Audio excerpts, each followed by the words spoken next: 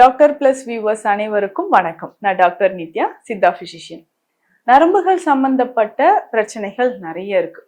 நம்ம உடல்ல நரம்புகள் அப்படின்னு சொல்றதுதான் நம்மளுடைய ஒவ்வொரு ஆக்ஷனுக்குமே காரணமா இருக்குன்னு சொல்லலாம்.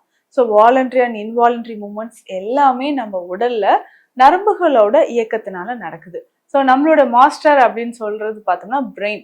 ஸோ பிரெயினோட சிக்னல்ஸ் நம்மளுடைய நர்வ்ஸ் மூலயமா தான் உடல் முழுவதும் பரவி நம்மளோட இயக்கத்திற்கு அது காரணமா இருக்குன்னு சொல்லலாம். அப்படி நம்மளுடைய நர்வ் சிஸ்டம்ல ஏதாவது பாதிப்பு ஏற்படும் போது வரக்கூடிய பிரச்சனைகள், முக்கியமா பார்த்தோம்னா நரம்புகள் பாதிக்கப்பட்டிருக்குன்னா லேசான கை கால் நடுக்கம், இது ஃபர்ஸ்ட் சிம்டமா நமக்கு தெரிய ஆரம்பிக்கும். லேசான கை கால் நடுக்கம் இருக்கும். அதற்கு அப்புறமா பார்த்தோம்னா கால் பாதங்கள்ல எரிச்சல் இருக்கிறது. நரம்பு பிரச்சனை இருந்தாவே நம்மளுக்கு வாக்கிங், ஸோ நடை செய்யக்கூடிய ஒரு நிலைமை கொஞ்சம் கொஞ்சமாக குறையும். ஸோ நார்மலா வாக் பண்ண முடியல, கால் நடுக்கமா இருக்கு அப்படின்னு சொல்லுவாங்க. அதே மாதிரி கைகள் அதிகமான நடுக்கம், எந்த வேலையுமே செய்ய முடியல, ஒரு பென் எடுத்து எழுத முடியல, டூ வீலர் டிரைவ் பண்ண முடியல, இந்த மாதிரியான பிரச்சனைகள் இருக்கும். கூடவே ஒரு சிலருக்கு வயதான நபர்களுக்கு நரம்புகள் பாதிக்கப்பட்டிருந்தா மறதி, அல்சீமர்ஸ் நோய் அப்படின்னு சொல்றோம், அல்சீமர் டிசீஸ் அப்படின்னு சொல்றோம். ஸோ இந்த மாதிரி அல்சீமர், டிமென்ஷியா, இந்த மாதிரியான மறதி பிரச்சனைகளும் நமக்கு ஏற்படுது. அதே மாதிரி நடக்கும்போது ஒரு தடுமாற்றம், ஒரு சைடா யாரோ இழுக்கிற மாதிரியே இருக்குங்க அப்படின்னு சொல்லுவாங்க. தலை நமக்கே தெரியாம ஆடிக்கிட்டே இருக்கிற மாதிரி மைல்டா இருக்கக்கூடிய ஒரு ட்ரெமர். ஸோ தலையும் நமக்கு தெரியாம மைல்டா ஆடிக்கிட்டே இருக்கிற மாதிரி இருக்கும். அதே மாதிரி பார்த்தோம்னா சில நேரங்கள்ல சுவாச பிரச்சனைகளும் நமக்கு ஏற்படுது. அதாவது மூச்சு இழுத்து விடுவதிலே சிரமம் இருக்கிற மாதிரியோ, ஏதோ ஒண்ணு போட்டு நெஞ்சு பகுதியில அடைக்கிற மாதிரி இருக்கு. நரம்புகள் பலவீனமாக இருக்கும் போது நுரையீரல்லையும் நமக்கு இந்த மாதிரி பிரச்சனைகள் இருக்கும். அதுக்கப்புறம் வயிறு சம்பந்தப்பட்ட பிரச்சனைகள், இன்டைஜஷன், இந்த மாதிரியான அசௌகரியங்களும் நம்ம உடல்ல ஏற்படுது. இதை தாண்டி பார்த்தோம்னா ஃபேஸ்ல எக்ஸ்பிரஷனே இல்லாத மாதிரி ஒரு சிலர் இருப்பாங்க. என்னதான் கேளுங்க, நம்ம இப்படியே அமைதியாவே இருக்கிற மாதிரியே இருப்பாங்க. ஸோ எந்த மாதிரியான ஆக்ஷனும் இருக்காது. ஸோ படுத்தாங்கன்னா எந்திரிச்சு உட்கார்றதுக்கு சிரமமா இருக்கிறது, கொஞ்சம் தூரம் நடக்கிறதுலே சிரமம் ஏற்படுறது, இந்த மாதிரியான பிரச்சனைகள் இருக்கும். ஆண்களுக்கு இந்த நரம்பு சம்பந்தப்பட்ட பிரச்சனைகள் சொல்லும்போது முக்கியமாக எரெக்ஷன் ப்ராப்ளமும் நிறைய பேருக்கு இருக்கு. ஸோ எரெக்டல் டிஸ்ஃபங்க்ஷன் அப்படின்னு சொல்லக்கூடிய ஒரு நிலை. ஸோ இது எல்லாமே நமக்கு நரம்புகள் பாதிப்பினால் வரக்கூடியது. இதற்கான காரணங்கள், சிம்டம்ஸ் பார்த்தோம். காரணங்கள் என்னென்ன காரணங்களால நமக்கு நரம்புகள் பாதிக்கப்படலாம் அப்படின்னு தெரிஞ்சுக்கலாம். இதுல காரணங்கள் அப்படின்னு சொல்லும்போது பொதுவாகவே நம்ம ஏதாவது ரொம்ப கிரானிக்கா ஏதாவது ஒரு நோயில இருக்கிறோம். உதாரணத்துக்கு பார்த்தோம்னா சுகரே ஒரு மிகப்பெரிய பிரச்சனைன்னு சொல்லலாம். ஏன்னா நரம்புகள் பாதிப்பு இருக்கும்போது சர்க்கரை நோய் தொடர்பான பிரச்சனைகள் நிறைய பேருக்கு ஏற்படுது. அப்ப சுகர் லெவலை நம்ம மெயின்டைன் பண்ணியே ஆகணும். இப்ப சுகர் லெவல் அதிகமா இருந்தா நமக்கு நரம்புகள் தொடர்பான பிரச்சனைகள் ஏற்படுது. சுகர் கண்ட்ரோல் பண்ணணும். அந்த மாதிரி இருக்கக்கூடிய சமயங்கள்ல கால் பாத எரிச்சல், காலில் குண்டூசி வச்சு குத்துற மாதிரி ஏதோ ஒரு உணர்வு தெரிஞ்சுக்கிட்டே இருக்கு அப்படின்னு சொல்லுவாங்க. இது எல்லாமே நமக்கு சுகர் லெவல் அதிகமாகும் போது நரம்புல ஏற்படக்கூடிய பாதிப்புகள். அதற்கு அடுத்தது அதிகமான ஸ்ட்ரெஸ், டிப்ரெஷன், டென்ஷன், இந்த மாதிரி எதிர்மறை எண்ணங்கள் நமக்கு இருக்கும்போது. ஸோ ஸ்ட்ரெஸ் அண்ட் டிப்ரெஷன் அப்படின்னு சொல்றதே என்னன்னா ரொம்ப தூரம் நம்ம தூக்கம் இல்லாமல் இருக்கிறது. ஸோ நிறைய நேரம் தூக்கம் இல்லாததுனாலயோ இல்லை இரவு நேரத்துல சரியா உறக்கம் இல்லாததுனாலயோ நரம்பு சம்பந்தப்பட்ட பிரச்சனைகள் இருக்கும்.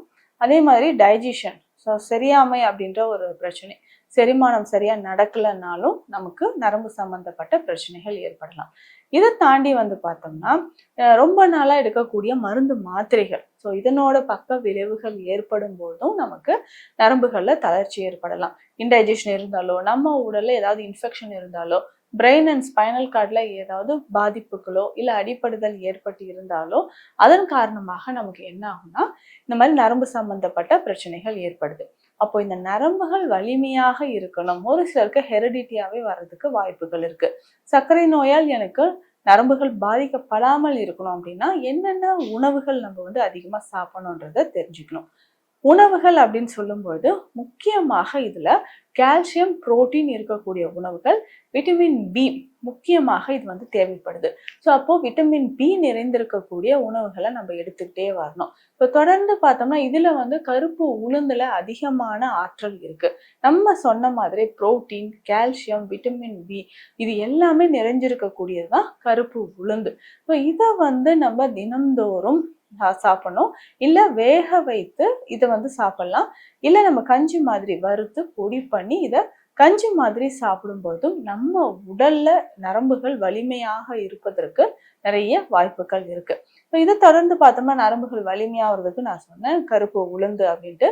இதை தாண்டி வந்து பார்த்தோம்னா முக்கியமாக முடவாட்டுக்கால் கிழங்கு. இது எலும்புகள் மட்டும் இல்லை, நரம்புகளையும் வலுப்படுத்தக்கூடிய முக்கியமான ஒரு மூலிகை. இதை வந்து பவுடர் ஃபார்ம்லயும் நமக்கு கிடைக்கும். ஸோ அந்த பவுடரை வந்து பாலில் கலந்து ஒரு நாளைக்கு 2 வேளையோ நம்ம குடிச்சுக்கிட்டே வரலாம். இதனோட சேர்த்து சில மூலிகைகள் நம்ம பயன்படுத்த போறோம். நரம்புகள் வலிமையாக இருப்பதற்கு பார்த்தோம்னா பூனைக்காளி விதைகள், அதுக்கப்புறம் சதாவரி, நிலப்பனங்கிழங்கு, ஓரிதழ் தாமரை, இது எல்லாமே முக்கியமான மூலிகைகள் சொல்லலாம். நம்மளுடைய நரம்புகள் வலிமையாக இருப்பதற்கு இது எல்லாமே ஒரு முக்கியமான மூலிகைகள்.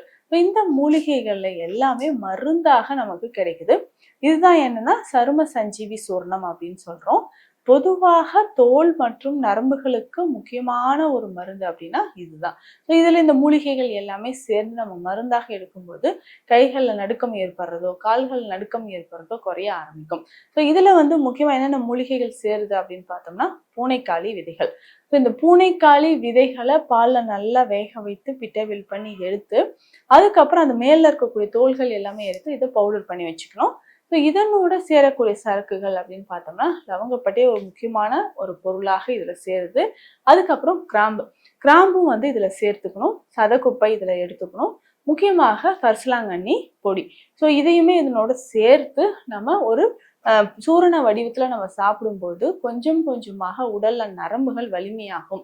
இந்த சூரணத்தை நம்ம வெந்நீர்ல கலந்து குடிக்கும் போது நரம்பு சம்பந்தப்பட்ட பிரச்சனைகள் நமக்கு கொஞ்சம் கொஞ்சமாக குணமாக ஆரம்பிக்குது. அதிகமா fast food, junk foods, non veg சாப்பிட்றது, உப்பு சேர்த்து சாப்பிட்றது, இது எல்லாமே நம்ம அவாய்ட் பண்ணிக்கணும். டயட்ல இது எல்லாமே ஃபாலோ பண்ணிட்டு நான் சொன்ன இந்த மருத்துவ குறிப்புகள் ஃபாலோ பண்ணோம்னா நம்ம உடல்ல நரம்புகள் எப்பயும் வளமாகவும் ஆரோக்கியமாகவும் இருக்கும். இந்த பதிவு உங்களுக்கு பயனுள்ளதாக இருக்கும்னு நினைக்கிறேன். மீண்டும் அடுத்த பதிவில் சந்திக்கலாம்.